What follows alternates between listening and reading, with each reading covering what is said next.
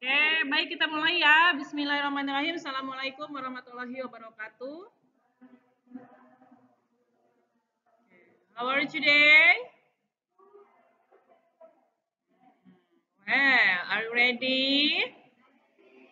Okay. Today, we are studying about English teaching methods and approaches for children. Ya, di pertemuan keempat ya. Setelah minggu kemarin kita menghadiri konferensi internasional, ya, tapi materinya sudah Ibu berikan di Google Classroom, sudah dikirimkan juga ya. Mudah-mudahan minggu kemarin sudah paham. Nah, hari ini kita akan membahas metode dan pendekatan pengajaran bahasa Inggris untuk anak usia muda ya, PAUD, SD, sampai 12 tahun itu termasuk ke dalam pembelajar muda. Nah, ini ada tujuan pembelajaran bisa kalian lihat. Yang diharapkan setelah mengikuti pembelajaran hari ini, ya ini ya, yang diharapkan bisa menjelaskan berbagai metode dan pendekatan pengajaran bahasa Inggris untuk anak-anak atau pembelajar muda, kemudian membedakan karakteristik dan keunggulan masing-masing pendekatan, kemudian juga menerapkan metode dan pendekatan. Khususnya kalau untuk menerapkan metode ini yang sudah mengajar ya, kalau yang belum ya bisa nanti dipraktekkan ketika kalian PPL ya, ketika memang kalian PPL-nya di SD atau di SMP ya tidak beda jauh lah bisa diterapkan meskipun ini memang pembelajaran muda. Kemudian mendesain kegiatan pembelajaran yang sesuai dengan pendekatan. Ya, ini tujuan pembelajaran hari ini yang bisa diharapkan dalam materi hari ini. Oke, the first about konsep dasar pengajaran bahasa Inggris. Ya. Konsep dasarnya itu seperti apa sih? Jadi, nah anak-anak pembelajar muda yaitu melalui pengalaman langsung ya. Karena kan memang anak itu yang dihadapi kita pembelajar muda berbeda dengan pembelajaran orang dewasa tentunya ya. Nah, gitu kan. Jadi yang memiliki karakteristik yang senangnya masih metode pengajarannya atau pendekatan pembelajarannya yaitu bermain atau lewat permainan dan juga aktivitas yang menyenangkan. Contohnya seperti apa aktivitas yang menyenangkan? Ya bernyanyi, lewat games gitu ya. Jadi pembelajarannya seperti itu akan berbeda dengan pembelajaran orang dewasa. Nah, ini menurut si Cameron tahun 2001. Nah, maka anak pembelajar muda ini memiliki rentan konsentrasi pendek. Kenapa memiliki rentan konsentrasi pendek? Karena memang biasanya yang sudah mengajar di SD, kalau tidak bisa menguasai kelas itu anak akan buyar, tidak konsentrasi ke pelajaran, dia akan bermain di kelas, ribut gitu ya. Jadi makanya kita akan memaksimalkan 5 sampai 10 menit materi itu diberikan agar si anak itu konsentrasi. Kalau terlalu panjang spare-nya tidak fokus, maka si anak akan buyar dalam konsentrasi pembelajarannya. Nah, ini juga sangat cepat dalam meniru dan memahami makna dari konteks visual, gerak tubuh, dan situasi. Makanya kita gunakan minimal 5-10 menit itu untuk memberikan sebuah materi di kelas. Karena memang yang dihadapi kita itu pembelajar muda atau anak-anak, ya jadi memang seperti itu. Kalau kita gurunya yang belum berpengalaman, kemudian juga tidak bisa menguasai kelas, maka pembelajaran di kelas itu tidak akan tersampaikan dengan baik gitu ya. Nah, ini ada menurut atau grand theory atau menurut pendapat si Cook dan si Traeger tahun 1990 mengatakan bahwa pembelajaran bahasa Inggris untuk anak itu yang pertama harus bersifat konkret dan visual. Konkret itu apa? Nyata ya. Visual itu seperti apa? Ada suaranya. Mereka lebih senang dibandingkan menulis hanya melihat teks. Anak-anak itu lebih suka caranya langsung terlihat bentuknya. Seperti apa sih? Lewat apa? Kita bisa lewat media pembelajaran lewat YouTube. Kalau di kelasnya ada Infokus, kita bisa menayangkan video lewat Infokus. Kalaupun memang kita tidak bisa fasilitasnya terbatas, sebagai guru kita harus kreatif, membuat alat media atau media yang bisa digunakan disesuaikan dengan materi pengajaran. Contohnya apa? Bisa lewat permainan, bisa lewat nyanyian, ya kan? Kemarin sudah kita bahas juga. Kemudian yang selanjutnya itu menggunakan aktivitas fisik. Contoh seperti apa? Kalau kalian mengajar tentang part of body, kita langsung aja gerakan tubuh kita ya. Selain kita lihat memberikan atau bentuk gambar di kertas ataupun poster part of body, tapi kita juga langsung memegang atau memperlihatkan gerakan tubuh kita gitu kan. Kalau tangan, berarti bisa diangkat tangannya atau bisa memegang tangan masing-masing seperti itu ya. Kemudian selanjutnya memanfaatkan lagu tadi, lewat lagu, lewat cerita juga lewat permainan. Kemudian memberikan banyak pengulangan tanpa membosankan. Contohnya seperti apa? Ketika kita mengucapkan bahasa Inggris, nanti si anak suruh mengikuti. Guru dulu memberikan contoh, kemudian si anak mengulanginya apa yang mereka dengar. Nah, ini konsep dasar yang dimana kita harus menguasai tahapan-tahapan ini dan harus mengingatkan bahwa yang dihadapi kita itu pembelajar muda, bukan orang dewasa. Jadi ada perbedaan yang sangat mencolok seperti itu ya. Nah, kemudian selanjutnya itu pendekatan dan metode utama dalam pengajaran bahasa Inggris. Seperti apa sih? Kalau tadi basicnya yang kita harus pahami. Nah, ini salah satu contoh yang metode utamanya nih yang kita gunakan nih gitu ya. Kemudian yang pertama yaitu tentang TVR atau Total Physical Response. Seperti apa? Nah, teori ini dikembangkan atau dicetuskan oleh si James Asher pada 1977 bahwa dikatakan prinsip anak belajar ini melalui gerakan fisik yang menghubungkan kata dengan tindakan. Tadi ya, di dasar juga sudah ada kan diajarkan. Nah, ini sebetulnya yang teori yang utamanya. Jadi, karena anak itu pembelajarannya itu harus konkret, nyata, terlihat, jadi kita sebagai guru juga harus aktif. Gitu ya. Nah, kemudian selanjutnya yaitu ciri-cirinya. Ciri-ciri pembelajaran TVR ini apa sih? TVR ini ya, yang pertama guru harus memberikan instruksi. Jadi harus jelas instruksinya. Oke, anak-anak, gitu kan. Setelah ibu mengucapkan, kalian bisa mengulangi apa yang kalian dengar atau ulangi gitu ya. Ibu dulu, nanti kalian mengikuti seperti itu ya. Kemudian tidak menekankan produksi bahasa sejak awal. Maksudnya seperti apa? Jadi kita perlahan, pelan-pelan diajarkan kepada anak pembelajar muda ini ya. Jadi tidak harus anak itu langsung bisa harus betul karena kan yang diajarkannya itu juga pembelajar muda. Meskipun si anak ini agak sulit untuk cara pengucapannya, kita tuntun pelan-pelan seperti apa gitu ya. Kemudian membangun asosiasi antara bahasa dengan gerakan. Tadi antar bahasa dan gerakan contohnya kalau kita memberikan materi part of body, jadi kita langsung menggunakan gerak badan kita aja gitu. Ini bisa langsung biasanya lebih fokus anak itu ya, bisa lewat nyanyian atau gerakan yang biasa. Kalau umpamanya contoh nose, touch your nose, kita instruksikan touch your nose. Ini berarti kan kita sambil memegang hidung kita, anak suruh memegang hidungnya, gitu kan? Touch your hair, gitu kan? Kita langsung, nah si anak langsung mengikuti. Nah seperti itu ya pembelajaran muda itu. Jadi harus lebih cepat menggunakan gerakan.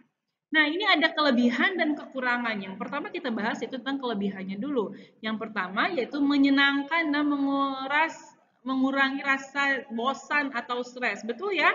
Ketika kita mengajar hanya menggunakan catatan atau menulis di papan tulis itu akan berbeda dengan kita belajar langsung mempraktekkan. Ya, akan hidup lebih suasananya akan hidup. Kemudian ya metode ini juga cocok untuk anak usia dini atau usia pembelajar muda. SD juga masih bisa. Kemudian melatih pemahaman sebelum berbicara. Kenapa melatih pemahaman sebelum berbicara? Karena tadi ada yang kita pegang, langsung digerakkan, langsung dicontohkan gitu ya. Nah, ini ada kekurangannya. Kekurangannya seperti apa sih? Tidak cukup untuk mengembangkan keterampilan menulis dan berbicara jangka panjang. Karena kan disesuaikan ya. Jadi jangkanya jangka pendek. Karena kenapa? Disesuaikan dengan metode atau materi yang kita ajarkan. Tidak semua metode ini bisa masuk ke dalam materi ya atau pembahasan. Jadi disesuaikan. Itu mungkin kelemahannya.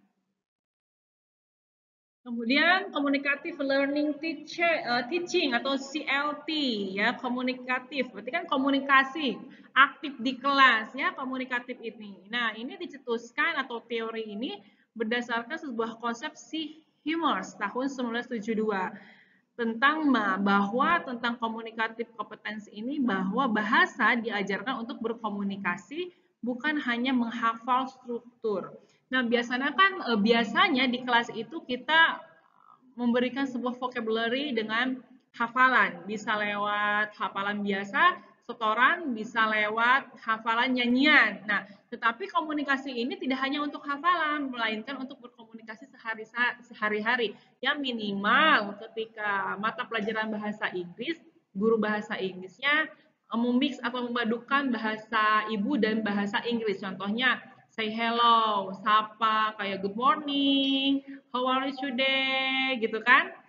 Minimal ya baca-baca sapaan menggunakan bahasa Inggris agar si anak paham, menggunakan membahas juga greeting gitu ya. Nah, itulah.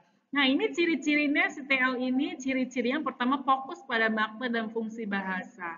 Kemudian menggunakan kegiatan interaktif seperti apa? Role play, group discussion, fair work, dan juga guru sebagai fasilitator bukan pusat informasi.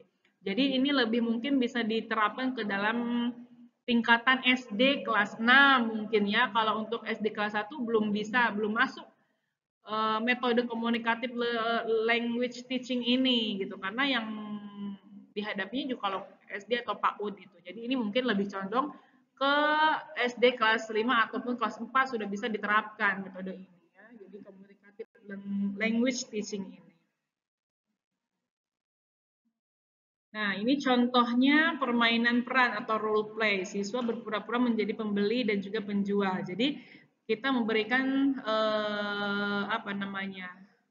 conversation tentang penjual dan pembeli. Kemudian nanti si anak suruh membaca. Setelah suruh membaca, nanti suruh maju ke depan, dipraktekkan sama temannya seperti itu. Ini bisa lebih condong ke lebih cocok pembelajaran atau metode ini untuk kelas yang lebih atas, ya. Kemudian ada kelebihan dan kekurangannya. Di mana kelebihan ini, metode ini yaitu untuk mengembangkan kemampuan berbicara. Tadi ini juga cocok bisa digunakan selain pembelajar muda bisa digunakan untuk pengajaran di kelas SMP ataupun SMA. Ini juga sudah bisa masuk. Kemudian melatih interaksi sosial dan juga mendorong kreativitas anak. Nah, kekurangannya membutuhkan pengelolaan kelas yang baik, anak perlu bisa kurang aktif. Anak pemalu bisa kurang aktif. Kenapa anak pemalu kurang aktif? Karena kan ini condongnya ke komunikasi, praktik langsung berbicara atau role play gitu ya. Nah, ini bisa dikembangkan mungkin lebih cocok di kelas SD kelas 5, kelas 6, SMP dan SMA. Kalau untuk pemulanya atau pembelajar mudanya kalau di tingkat PAUD atau SD kelas 1 2 itu belum terlalu cocok ya metode ini gitu. Nah, yang seterusnya yang ketiga yaitu tentang the natural approach ya, bahwa ini dikemukakan oleh si Stephen Chris dan Tracker Taylor 1983 bahwa mengatakan the natural approach ini bahasa yang dipelajari secara alami melalui pemahaman comprehensible input ya sebagai produksi. Seperti apa contohnya? Ada ciri-cirinya, fokus pada pemahaman pesan bukan pada tata bahasa. Apa yang guru sampaikan mereka paham gitu ya.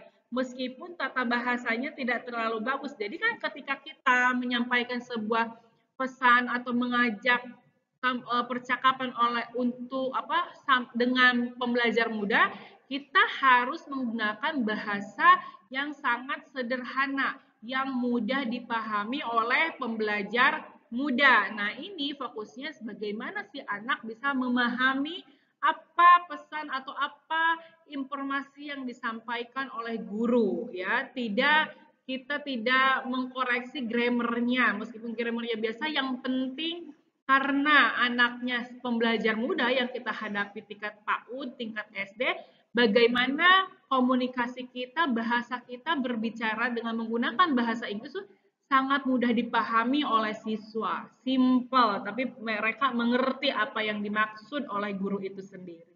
Kemudian lingkungan belajar harus bebas dari tekanan. Contoh seperti apa bebas dari tekanan? Ayo, kamu harus hafal hari ini juga menggunakan percakapan bahasa Inggris. Nah, itu tidak bisa ditekankan seperti itu karena apa? Karena yang dihadapi itu pembelajar muda, bukan pembelajar orang dewasa. Pembelajar muda salah satunya kita harus menciptakan lingkungan belajar yang menyenangkan, yang nyaman, ya itu dulu. Oke, kemudian contoh aktivitasnya. Contohnya guru bercerita menggunakan gambar dan ekspresi wajah. Boleh, karena kan tadi konsep dasarnya pembelajar muda itu harus konkret, kemudian role play. Nah, ini juga bisa salah satunya ya. Kemudian siswa mendengarkan dan memahami dulu tanpa ditekan. Maksudnya yang tanpa ditekan oleh guru itu seperti apa? Dipahami dulu apa yang guru jelaskan, mereka paham seperti apa sih maksudnya.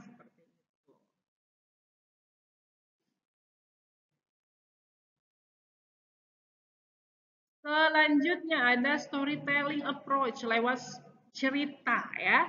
Ini teori ini yang mencetuskan si Wright tahun 1995 dan si Alice Brewster 1991 bahwa prinsip storytelling approach ini cerita membantu anak memahami konteks bahasa dan membangun imajinasi. Dikatakan lewat cerita itu dapat membantu pembelajar muda memahami konteks bahasa ya untuk membangun imajinasi anak itu sendiri. Ciri-cirinya seperti apa? Lewat mana sih storytelling itu bisa menggunakan cerita anak, dongeng ataupun fabel ya. Kemudian melibatkan ekspresi wajah, ekspresi gaya tubuh kita karena memang yang diajarkan ini pembelajar muda, jadi gurunya pun harus energi ya, harus aktif. Jangan sampai kehabisan akal ketika kalian memberikan sebuah materi di kelasnya terbatas. Contoh di kelas negeri, sekolah negeri kan jarang banget per kelas itu ada infokus ya. Nah, itu bagaimana guru yang mengajar di kelas pembelajar muda itu harus aktif dan kreatif. Jangan hanya karena tidak ada infokus, jadi ngajarnya mau nggak mau asal-asalan. No, sekarang zamannya sudah modern. Kalau tidak ada infokus, kita bisa melihat bawa tip contoh ataupun apa namanya salon ya kita mendownload video ya minimal mereka bisa mendengarkan percakapan meskipun tidak bisa lewat tayangan video. Bisa juga kita mengeprint gambar, mencari gambar atau media pembelajaran yang lain yang sesuai dengan mata pelajarannya atau tema yang hari itu akan diajarkan. Kemudian mengintegrasikan listening, speaking, reading, dan writing ya. Jadi nanti bisa kita membawa sebuah tip, kemudian ataupun kalau toh memang si anaknya diperbolehkan bawa handphone, nanti suruhlah anak melihat YouTube ataupun bisa kita memberikan sebuah PR atau tugas di rumah mencari YouTube bisa didampingi oleh orang tuanya, mencarikan video bahasa Inggris tentang apa contohnya buah-buahan atau part of body atau daily activity gitu kan. Nah, pasti kan si anak juga pasti akan meminta bantuan kepada orang tua ataupun temannya yang sudah paham mencari tugas gitu ya. Jadi yang mengintegrasikan keempat skill itu ada listeningnya, ada speakingnya, ada readingnya, dan ada writingnya. Nah, ini contohnya guru membaca cerita tentang The Very Hungry Caterpillar. Ya, kemudian anak menirukan kosakata manakah dengan gambar, maknanya dengan gambar. Jadi ketika si guru menceritakan, kemudian nanti dikasih fotokopiannya satu-satu, kemudian note-nya di situ kosakata mana yang harus dihafal. Itu juga boleh ya, kalau dia hanya meningkatkan daya imajinasi dan empati. Kemudian juga selain itu meningkatkan konstekstual dan menarik anak untuk belajar.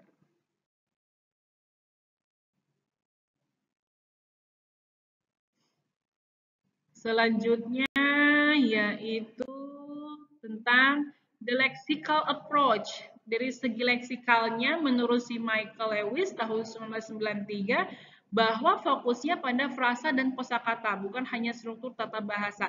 Jadi ada beberapa teori yang menekankan kepada frasa dan kosakata juga. Kenapa menekankan frasa dan kosakata? Yang terpenting kosakata. Karena yang dihadapi itu pembelajar muda. Bagaimana nanti ke depannya ketika kosakatanya banyak, mereka akan memahami ketika ada teks bahasa atau bacaan kemudian suruh speaking, mereka sudah bisa gitu, sudah tahu minimal ya tentang daily activity ataupun memperkenalkan diri menggunakan bahasa Inggris. Nah, itu juga diperlukan gitu ya. Kemudian ada ciri-cirinya. Ciri-cirinya itu seperti apa? Mengajarkan seperti how are you tadi ya, greeting ya, yang gampang-gampang dulu, yang dasar-dasar dulu. Nah, itu bisa dihafal kan, kemudian selain nanti dihafal dipraktekkan oleh temannya juga sama temannya. Ya, ini. Kemudian contohnya matching games, memadukan latihan atau materi dengan games atau permainan gitu ya. Nah, ini juga bisa diterapkan. Nah, ini ada perbandingan. Setelah kita bahas tadi ada tentang TVR, kemudian CLT, natural approach, storytelling, lexical approach. Nah, ini ada perbandingan-perbandingannya antara aktivitasnya, cocoknya untuk usia-usia berapa. Tadi kan tidak semua metode pengajaran ini bisa diberikan kepada pembelajar muda, namun ada beberapa metode yang bisa diberikan ke pembelajar muda dengan kelas tertentu gitu kan. Contohnya kalau pembelajaran metodenya tentang TVR atau TPR ya, itu fokusnya tentang apa? Pemahaman lewat tindakan. Contohnya gerakan, instruksi gitu ya, role play. Nah, ini cocok untuk usia 5 sampai 9 tahun. Kalau CLT yang berkaitan dengan komunikasi, anak langsung berbicara, menerapkan ya. Kemudian aktivitasnya yang cocok itu apa? Role play ya, bermain peran. Kan komunikasi si anak ngomong mempraktekkan ya kan? Kemudian lewat games. Nah, ini cocoknya dari usia berapa? 8 sampai 12 tahun. Berarti kan tidak cocok untuk anak di bawah 8 tahun. PAUD tidak cocok kan untuk si jenis metode pengajaran CLT ini. Nah, kemudian natural approach. Natural approach ini menekankan kepada input pemahaman. Contohnya berkaitan dengan cerita dan juga visual lewat video, tayangan, suara. Nah, ini cocok metode ini digunakan atau diberikan kepada usia 6 sampai 10 tahun. Kemudian tentang storytelling atau bercerita, berimajinasi ya, lewat cerita, lewat gambar. Ini biasanya tentang teks ya, deskripsi teks gitu kan, menceritakan. Kemudian apalagi selain teks deskripsi, prosedur teks ya kan. Nah, ini cocoknya kepada siapa? Mungkin yang dasar-dasarnya ini cocoknya dari 6 sampai 12 tahun. Selain itu juga bisa menceritakan daily activity atau juga tentang introduction yourself gitu ya, menceritakan atau memperkenalkan diri gitu kan. Nah, kemudian yang terakhir lexical approach atau berkaitan dengan kosakata dan frasa. Lewat game, ya, selain lewat game juga lewat repetition. Ini cocoknya kepada 8 sampai 12 tahun. Lebih cocok gitu, tetapi tidak menutup kemungkinan berkaitan dengan fokus kepada kosakata, anak di bawah 8 tahun kayak Pak U juga kita bisa berikan kosakata itu karena itu memang itu modal dasar untuk bisa berbicara bahasa Inggris. Modal vocabulary itu atau kosakata itu modal dasar untuk bisa memahami bahasa Inggris. Tapi memang ini tadi dikatakan 8 sampai 12 tahun, tetapi tidak menutup kemungkinan dari usia TK atau PAUD kita sudah bisa memberikan vocabulary. Cuman penyampaiannya berbeda gitu ya. Kalau 8 sampai 12 tahun bisa mungkin lewat hafalan gitu ya. Tetapi kalau untuk penyampaian vocabulary untuk di anak PAUD atau kelas 1 bisa lewat nyanyian seperti itu ya. Paham ya sampai di sini? Nah, ini perbedaan antara ke berapa nih metode? 1, 2, 3, 4, 5. 5 metode yang bisa diterapkan untuk pembelajaran bahasa Inggris khususnya untuk pembelajar muda. Seperti itu. Nah, ini ada contohnya. Sebelum kita bahas ke contoh, ada yang mau ditanyakan? Any question? Paham? Oke, paham ya. Nah, ini metodenya tentang TPR, menggunakan metode TPR yaitu tentang storytelling. Tujuannya untuk apa? Untuk mengenali nama-nama hewan dan meresponnya. Langkah-langkahnya seperti apa? Warm up dulu. Seperti apa? Guru menyapa dengan lagu, boleh dengan lagu dulu. Ataupun menyapa dengan sapaan bahasa Inggris. Kemudian guru juga menunjukkan gambar hewan dan mengucapkan nama-namanya. Boleh. Boleh ditayangkan lewat kalau ada infokus lewat infokus, kalau memang tidak ada boleh kita lewat ngeprint gambar hewan-hewan. Kemudian praktiknya seperti apa? Guru memberikan perintah. Memperintah seperti apa? Kalau umpamanya kelinci jalannya seperti apa? Kemudian menirukan ya gaya hewan-hewan itu dari suara, kemudian cara berjalannya gitu ya. Kemudian atau ciri-ciri hewan itu sendiri. Kemudian story time-nya guru membacakan cerita singkat tentang a day in apa tuh? In my life. Kemudian ada word up, siswa menggambar hewan favoritnya. Jadi ketika kita sudah menjelaskan materinya, nanti si siswa boleh deh kalian pilih salah satu gambar your favorite gitu ya, animals digambar. Mungkin pasti anak-anak akan berbeda. Ada yang senangnya hewan kucing, ada kelinci, ada kerbau, mungkin ayam dan sebagainya. Nah, inilah salah satu contoh bagaimana ketika kita atau seorang guru memberikan pembelajaran bahasa Inggris melalui metode TPR atau TPR ya, yang lewatnya tentang storytelling. Oke. Nah, itu. Ini setelah kalian membahas, setelah melihat dan juga memahami materi, ada tugas yang kita bisa diskusikan ya. Silahkan bisa dilihat, dicermati, boleh dipoto. Latihannya seperti apa? Jelaskan perbedaan antara TVR and CLT. Tadi sudah kita jelaskan, Ibu sudah jelaskan ya. Kalau perlu nanti Ibu kirimkan PowerPoint-nya. Kemudian dalam konteks pengajaran anak. Setelah itu pilih salah satu metode di atas dan jelaskan mengapa metode itu efektif. Ya, menurut kalian metode mana yang paling efektif untuk usia anak ya? Tadi juga berikan penjelasan menurut kalian masing-masing ya gitu. Pasti kan akan berbeda. Kemudian yang selanjutnya buat rencana pembelajaran minimal 10 sampai 15 menit. Ini PR tugas untuk di rumah. Yang pertama kita nomor 1 dulu ya. Pertanyaan nomor 1 dan nomor 2. Kalau yang selanjutnya ini buat rencana pembelajaran. Untuk yang di kelas kita bisa didiskusikan bikin 2 grup boleh atau 3 grup ya. Kalau nanti untuk yang offline masing-masing. Tetapi untuk special for today in the class, untuk yang ada di kelas kita yang buatkan rencana pembelajaran mini ini 10 sampai 15 menit ini bisa didiskusikan atau dipresentasikan. Bisa boleh mau terserah kalian mau bentuknya dibagi 2 kelompok, 3 kelompok terserah. Jadi ini untuk bahan diskusi saja. Ya, paham ya? Nah, ini alurnya, tujuan pembelajarannya ini. Kemudian ini alur indikator penilaiannya. Jadi semuanya totalnya itu 100%. Boleh menggunakan yang ini rubrik penilaiannya, boleh juga kalau ketika yang sudah mengajar di sini menggunakan yang di sekolahnya, boleh ya. Begitu juga nanti yang untuk kelas sore pembelajarannya untuk indikator penilaiannya boleh yang sudah ada, boleh disesuaikan dengan di tempat mengajarnya masing-masing. Oke, sampai di sini.